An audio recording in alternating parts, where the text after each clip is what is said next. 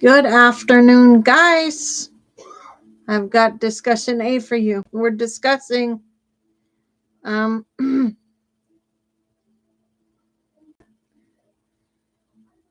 we're discussing an article that talks about what we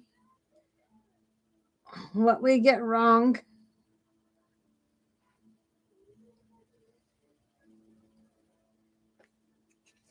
what we get wrong about death from a palliative care nurse. So we'll go through that tonight for A. Please join me for the presentation I made for you.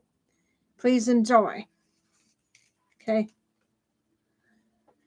The article draws on the lived expertise of hospice nurses, palliative physicians, and social workers, those who spend their days at the bedside of people in their final weeks and hours.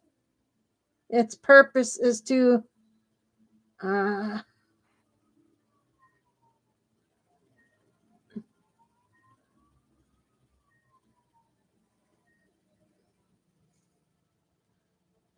dismantle the myths that surround dying, myths that often leave families unprepared, frightened, or conflicted by reframing death as or through the eyes of end of life workers. The piece aims to normalize what is actually a very human process and to offer reassurance that many of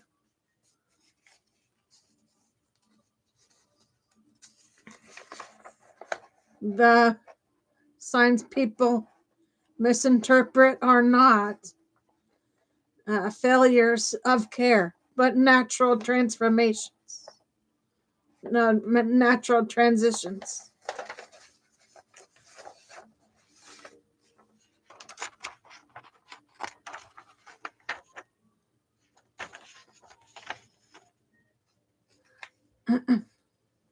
Main myth and what actually happens. Myth: death is sudden and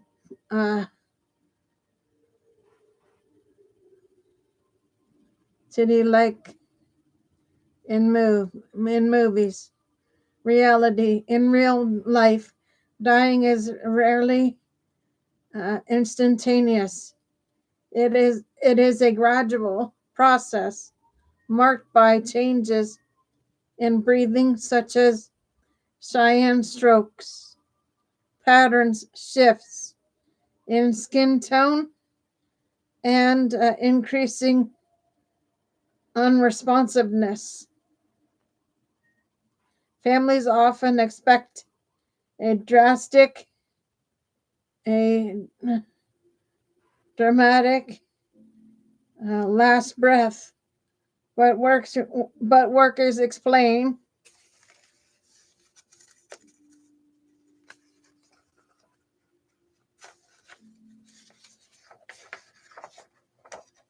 that death more often unfolds quietly, sometimes over hours or days.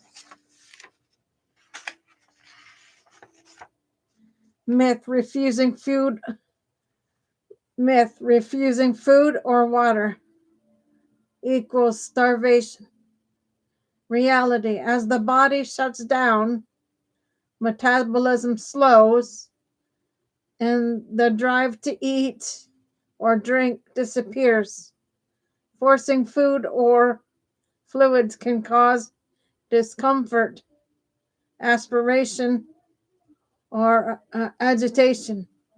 End of life workers stress that this is not neglect, but a natural part of dying, and that comfort, not caloric intake, should guide care.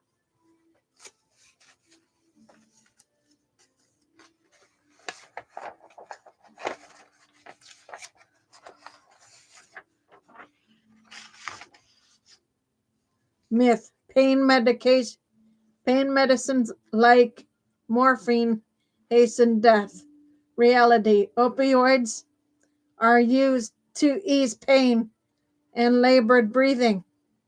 Families sometimes fear they are giving up by agreeing to morphine, but clinicians emphasize that the medication does not cause death. If someone dies soon after starting it, it is because they were already near the end.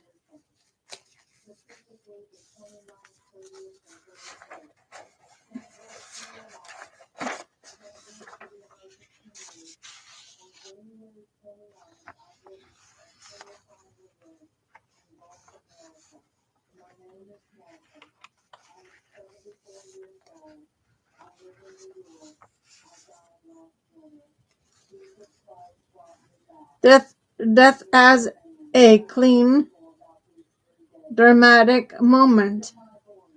Eyes closing, a sign and silence. Few people have first-hand experience with dying outside of hospitals. So when they encounter irregular breathing, mottled skin, or loss of appetite, they interpret these signs as alarming or even as evidence of poor care. End of life workers argue that the gap between expectation and reality fuels fear, guilt, and family conflict. How end of life workers recommend responding.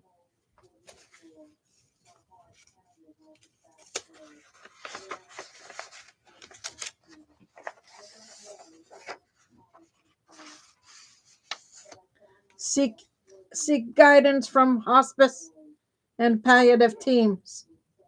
They can explain what is happening psychologically and reassure families that these changes are expected. Follow the patient's cues. If the person resists food or fluids, respect that signal rather than forcing intake. Focus on comfort. Prioritize soothing touch, calm presence, and interventions that prolong this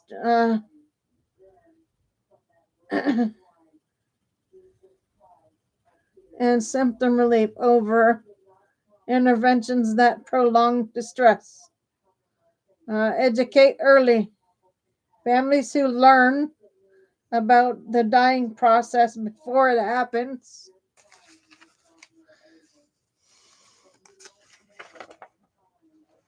before it begins often feel less shocked and more able to support one another.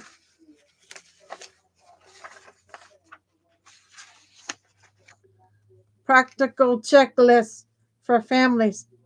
Expect changes in breathing and responsiveness. Irregular patterns are normal. Do not force food or fluids. Loss of appetite is part of the body's natural decline. Understand the role of comfort medications. Morphine and similar drugs ease suffering, not hasten death.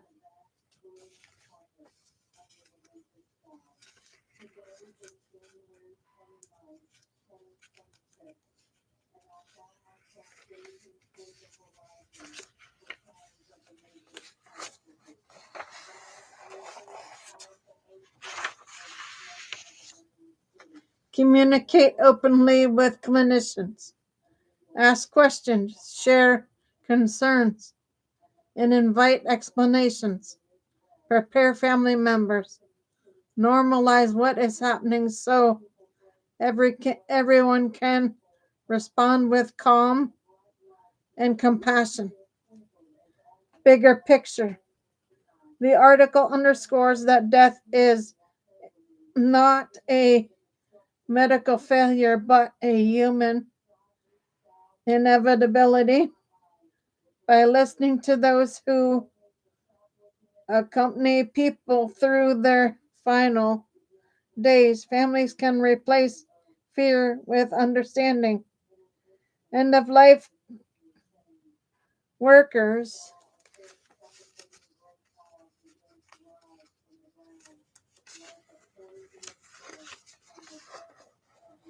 remind us that the goal is not to control death but to honor it by easing suffering, respecting the body's signals, and creating space for dignity and connection.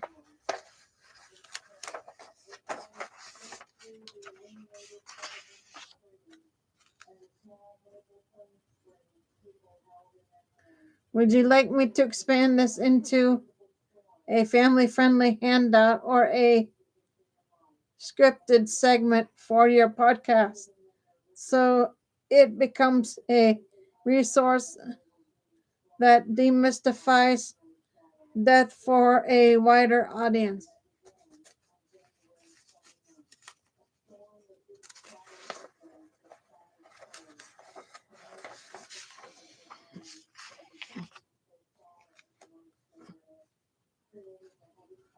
Overview of the article and its purpose. The article draws on the lived experience of hospice nurses, palliative physicians, and social workers, those who spend their days at the bedside of people in their final weeks and hours. Its purpose is to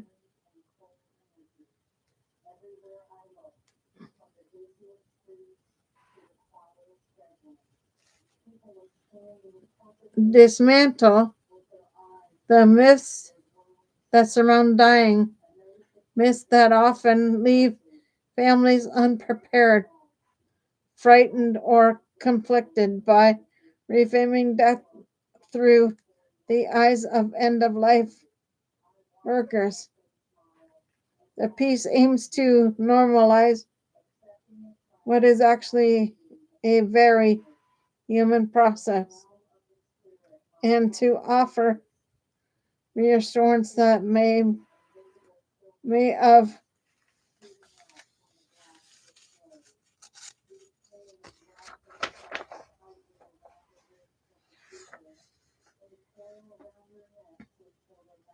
many of the signs people misinterpret are not failures of care but natural transitions.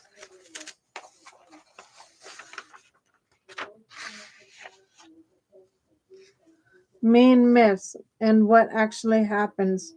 Myth: death is sudden and tedious, like movies. Reality: in real life, dying is rarely instantaneous. It is a gradual process marked by changes in breathing, such as Cheyenne strokes.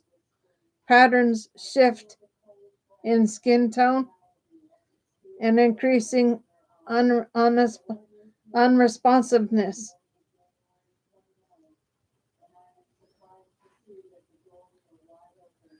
Families often expect a dramatic last breath, but workers explain